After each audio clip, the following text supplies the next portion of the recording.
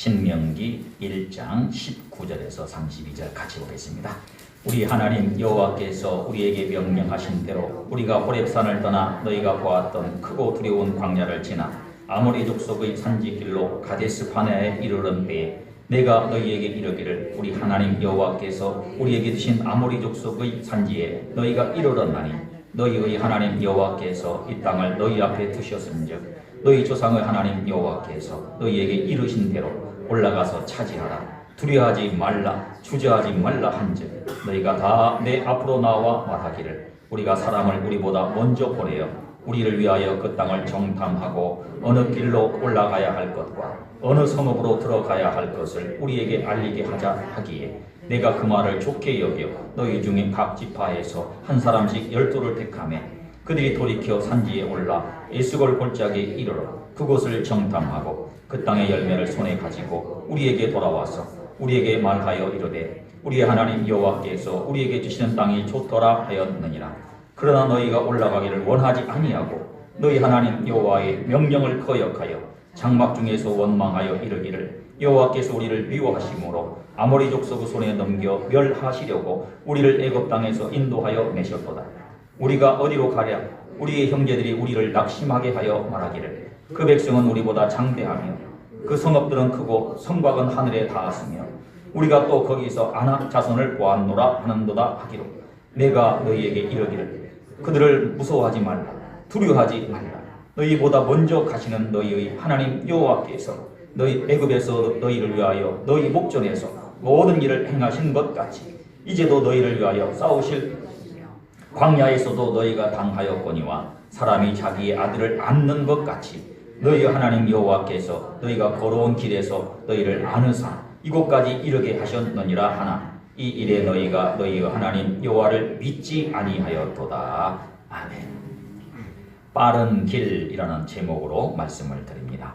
인간은 두 세계에서 살고 있습니다. 이 땅에서의 삶이 있습니다. 이것을 인생이라고 합니다.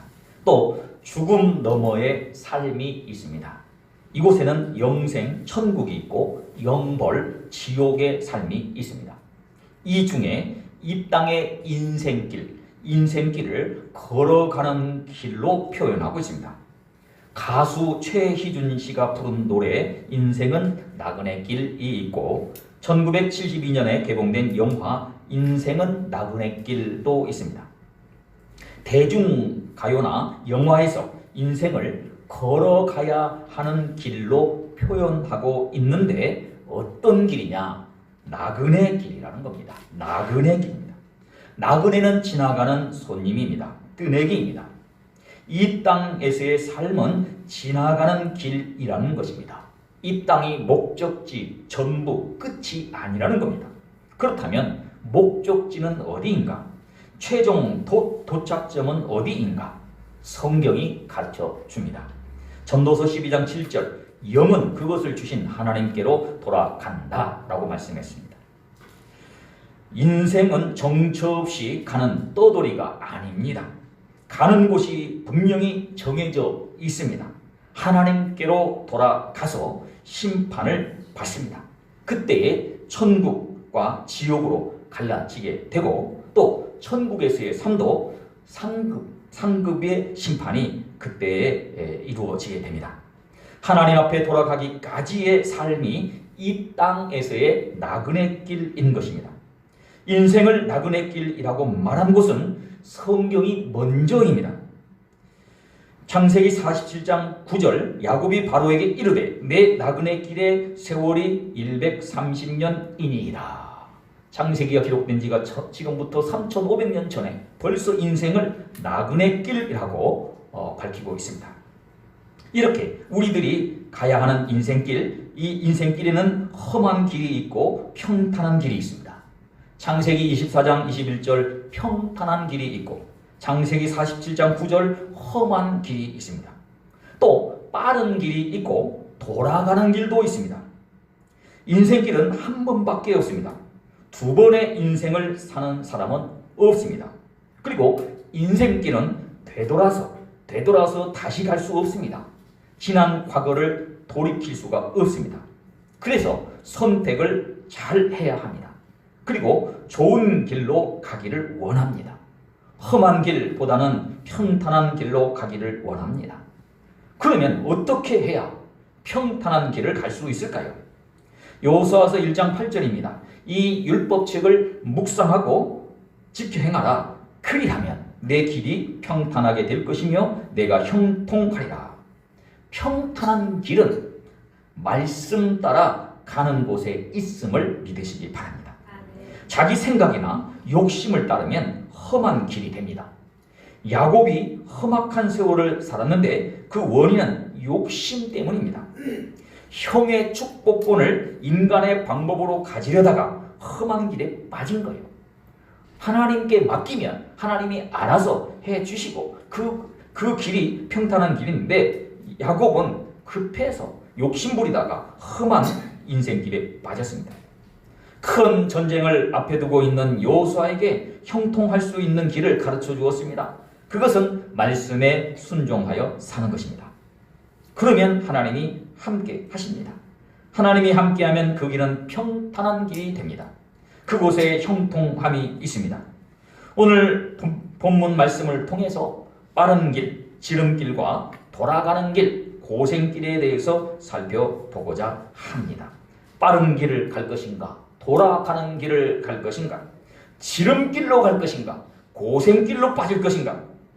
먼저 알아야 할 것은 우리 인생길을 정하고 인도하시는 분은 하나님이라는 것을 꼭 기억하시기 바랍니다. 잠언 16장 9절 사람이 마음으로 자기의 길을 계획할지라도 그의 걸음을 인도하시는 이는 여호와시니라. 내 생각, 욕심으로 계획해도 내 마음대로 되는 것이 아닙니다. 성격 급하게 서두른다고 바른 길 가는 것이 아닙니다. 인생길은 그렇게 되지 않습니다. 하나님의 뜻을 따라 갈 때에 빠르고 편한 길을 갈 수 있을 줄 믿습니다. 이스라엘 백성들이 애굽에서 가나안으로 가는 길에 빠른 길이 있었습니다. 지름길이 있었습니다. 그런데 그것을 놓쳤습니다.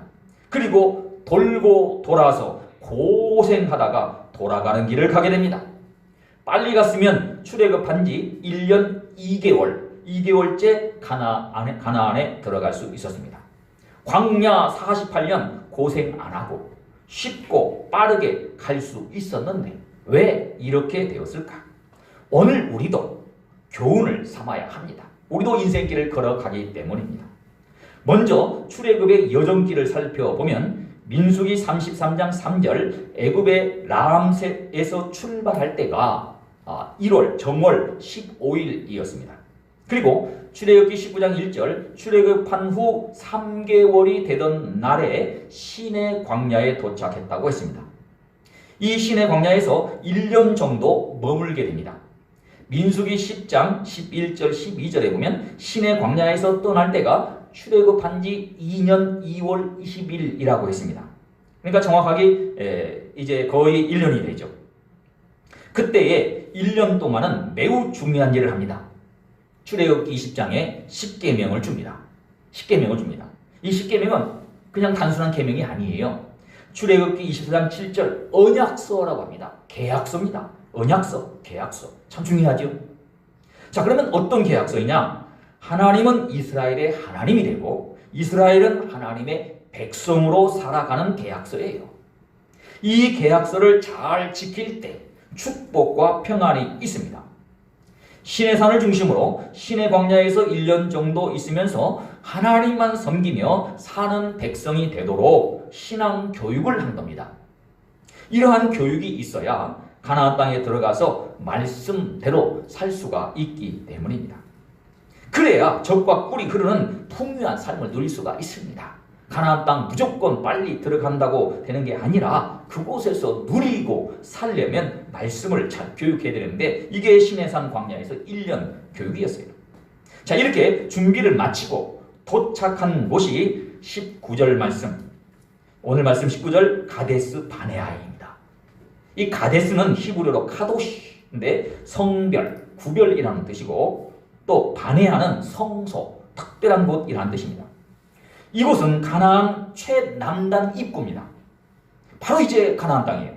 애굽에서 가나안으로 가는 길에 가장 빠른 길입니다. 하나님은 그 길로 인도하신 거예요. 가장 빠른 길. 하나님은 이곳에 이스라엘을 인도했습니다. 시내산에서 출애굽한 지 2년 2월 20일에 출발해서 가데스 바네아까지 11일 10하루 걸렸다고 신명기 1장 2절에 기록되어 있습니다. 그러면 가데스에 도착한 날짜가 출애굽한 지 1년 2개월이 지난 3월 초쯤 됩니다. 이때 하나님이 말씀했습니다. 신명기 1장 8절 들어가서 그 땅을 차지하라. 가나안 땅에 들어가라. 그리고 모세도 권면합니다. 오늘 말씀 21절입니다. 여호와께서 너희에게 이르신 대로 들어가라 한 대로 올라가서 차지하라. 두려워 말라. 주저하지 말라. 두려워하지 말라. 주저하지 말라. 모세도 알고 있었습니다. 두려움이 오면 망설일 것입니다. 두려움에 빠지면 들어갈 수가 없습니다. 그래서 두려워하지 말라고 한 것입니다. 그런데 두려움에 빠졌습니다. 어떻게 하다가 두려움에 빠졌을까요? 28절에 보니까 보았다라는 말이 나옵니다. 장애물을 본 겁니다. 환경을 본 겁니다. 28절입니다. 가나안 백성은 우리보다 장대하다. 성곽은 하늘에 닿았다. 난공불락의 성이다. 거기서 안악자손을 봤다. 안악자손, 결정적인 것은 안악자손입니다. 이 안악자손은 민수기 13장 33절 네피림의 후손이라고 나옵니다.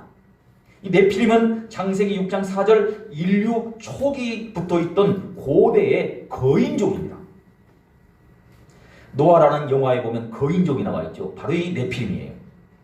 민수기 13장 33절의 이 네피림, 이 후손이 바로 오늘 여기 나오는 가나안 땅에 살았던 네피림이에요. 거인족이에요. 이스라엘 백성이 싸워서 이길 수가 없습니다. 승산이 없습니다. 싸우면 우리는 다 죽는다. 공포의 대상이에요. 이때의 공포가 얼마나 컸던지요. 500년이 지난 후 먼 훗날 다윗이 골리앗을 죽일 때 보면 알 수 있습니다. 사무엘상 17장 23절 24절에 보면 블레셋 군대 앞에 거인 골리앗이 나타나니까 이스라엘의 모든 군사들이 그 사람을 보고 심히 두려워하여 다 도망갔어요. 모든 이스라엘 군사들이 공포에 떨었습니다. 이만큼 거인족에 대한 트라우마가 있었던 겁니다. 두려움이 오면 전쟁을 이길 수가 없습니다. 두려움에 빠지면 어려운 역경을 극복할 수가 없습니다. 그래서 모세가 두 번째 반복합니다. 29절 그들을 무서워하지 말라. 두려워하지 말라. 두 번째 하는 거예요. 두려움은 어둠이고 이것은 불신앙입니다. 디모데 후서 1장 7절 하나님이 우리에게 주시는 것은 두려운 마음이 아니다.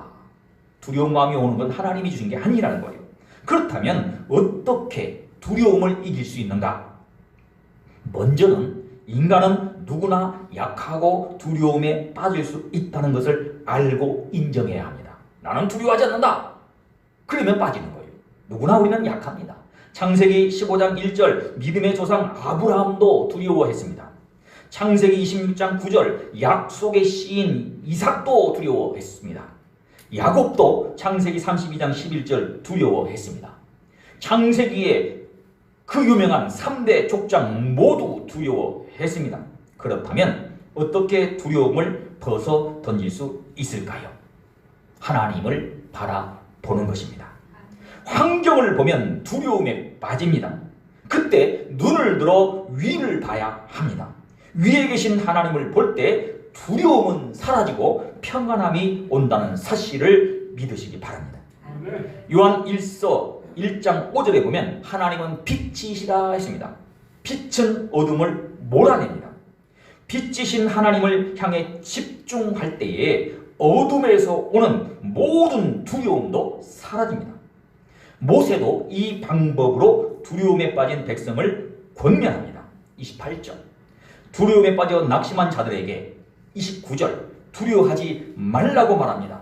그리고 두려움을 이길 수 있는 방법을 30절, 31절에서 말합니다.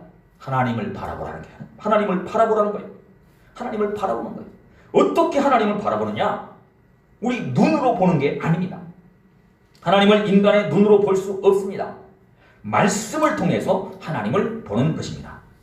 또한 지난날의 역사의 손길을 통해서 하나님을 볼 수가 있습니다. 30절에서 애굽에서 하신 하나님의 역사를 기억하라. 이것은 하나님을 보라는 거예요. 지난날 애굽에서 하신 하나님을 보라는 거예요. 10가지 재앙으로 애굽을 심판했습니다. 홍해바다를 열어서 무사히 건너게 하셨습니다. 하나님은 살아계시고 그 하나님은 전능하신 하나님이신 줄 믿습니다. 이러한 하나님이 앞으로도 함께 하실 겁니다. 30절 너희보다 먼저 가시는 하나님이시다 라고 알려줍니다. 우리보다 먼저 가요. 우리 인생길, 우리 교회가 가는 길, 그보다 먼저 하나님이 앞서 가셔서 인도해 주신 줄로 믿습니다.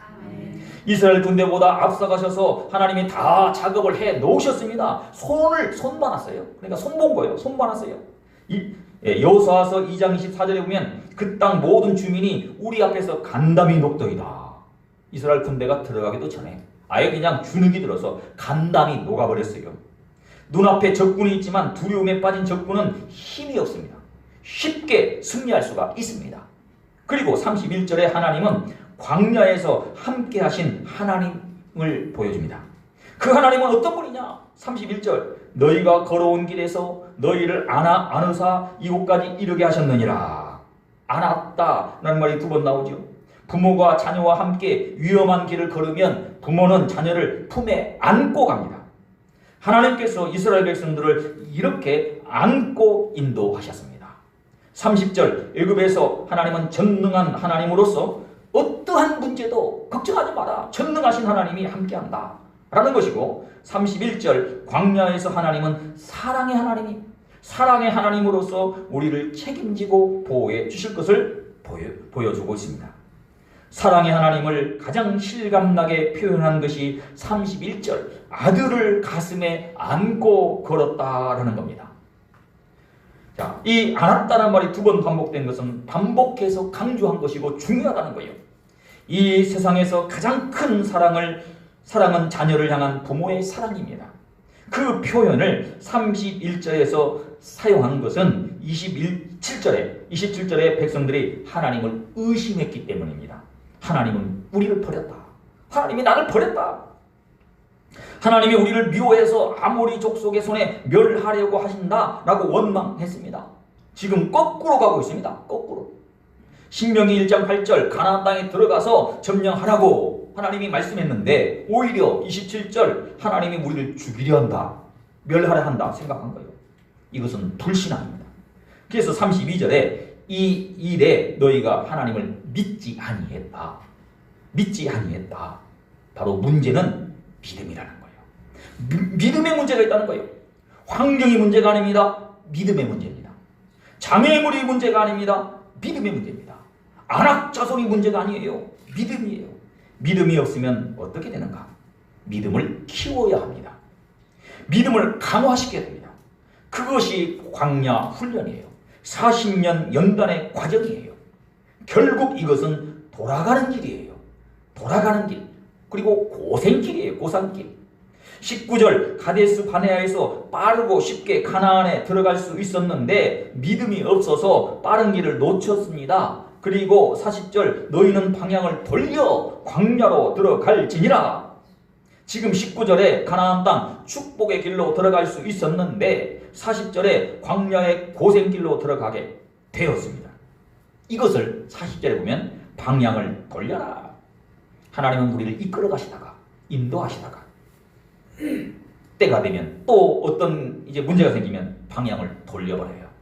그러나 하나님은 반드시 약속은 지켜요. 왜냐하면 가나안 땅은 돌아가든 지름길로 가든 가게 하시니까요. 그런데 우리에게 중요한 것은 지름길로 빠르게 갈 것인가, 돌고 돌아 고생해서 38년 후에 갈 것인가, 이것이 바로 우리의 문제라는 것입니다. 가나안 문턱에서 돌아가는 길이 몇 년인가? 신명기 2장 14절 가데스에서 떠나 세렛 시내를 건너기까지 38년 동안이라 했습니다. 38년을 더 기다려야 했습니다. 그만큼 고생 많이 했습니다. 그러나 이것은 헛고생은 아닙니다. 모든 것이 합력하여 선이 됩니다. 광야 훈련을 통해서 믿음이 커졌습니다. 광야 연단을 통해서 축복을 담을 수 있는 그릇이 커졌습니다. 유익이 있었습니다. 그러나 우리 입장에서 굳이 빠른 길을 놓치고 고생길, 돌아가는 길 갈 필요는 없지요. 자, 그 빠른 길은 하나님만 믿고 믿음으로 전진하는 것입니다. 하나님의 말씀 붙들고 기도하면서 앞으로 진행해야 합니다. 여기서 이스라엘이 실패한 원인을 알고 우리도 조심해야 됩니다. 먼저 세 가지 원인이 있어요. 왜 실패했느냐? 세 가지. 첫째, 인간적인 생각과 계산 때문입니다. 잔머리 굴린 거예요. 21절에 보면 주저하지 말라라고 했으면 이것 저것 계산하지 말고 앞으로 전진해서 순종했어야 했습니다. 그런데 22절 정탐꾼을 보내서 어느 길로 올라갈지 가서 어느 성읍부터 공격할지 알게 하자라고 제안을 합니다. 이거 참 필요합니다. 모세도 그래 좋다 허용했으니까요. 전쟁을 하기 전에 정보를 파악해야 승리할 수가 있습니다. 정보도 없이 무조건 덤비면 필패요, 필패. 그러나 이스라엘은 다릅니다. 영적 세계는 다릅니다. 세상의 원리로 되지 않습니다. 하나님이 말씀하시고 하나님의 뜻이면 무조건 됩니다. 하나님이 함께하면 반드시 승리할 줄 믿습니다.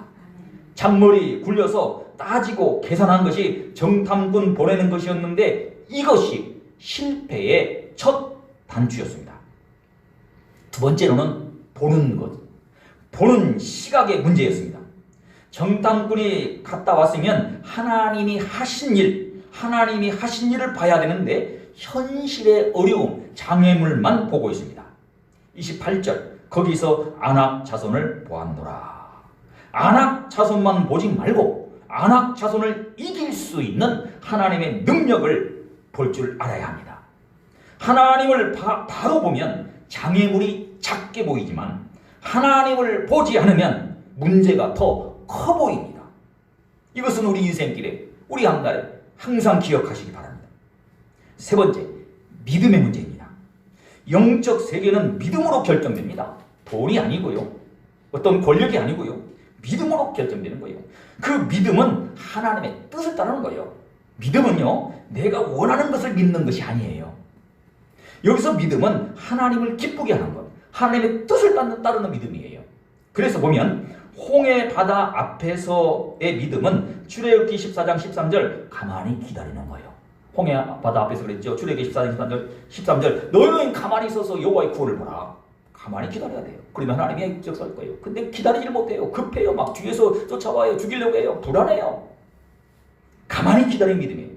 그런데 오늘 19절 가데스 바네아에서의 믿음은 기다리는 믿음이 아닙니다. 앞으로 들어가라 했어요. 전진하는 거예요. 이것을 거꾸로 하면 안 되죠. 거꾸로 하면 안 돼요. 홍해 바다 앞에서 그냥 막 들어가겠다고 하면 안 되죠. 기다려야 돼요. 그럼 가데스 바네아에서는요, 기다리면 안 돼요. 주저하지 말고 전진해야 돼요. 그래서 우리는 항상 하나님의 뜻을 분별하는 거예요. 그냥 무조건 믿는 게 아니라 하나님이 오늘 원하는 게 무엇인가, 오늘 이 현장에서 기뻐하는 게 무엇인가, 이것을 따라가는 거예요. 그리고 즉시 순종해야 됩니다. 그러면 빠른 길, 지름길, 평탄한 길 될 줄 믿습니다. 고생길, 돌아가는 길 벗어나서 이제부터 빠르고 평탄한 길로 승리하는 성도 여러분이 다 되시기를 주님의 이름으로 축원을 드리겠습니다.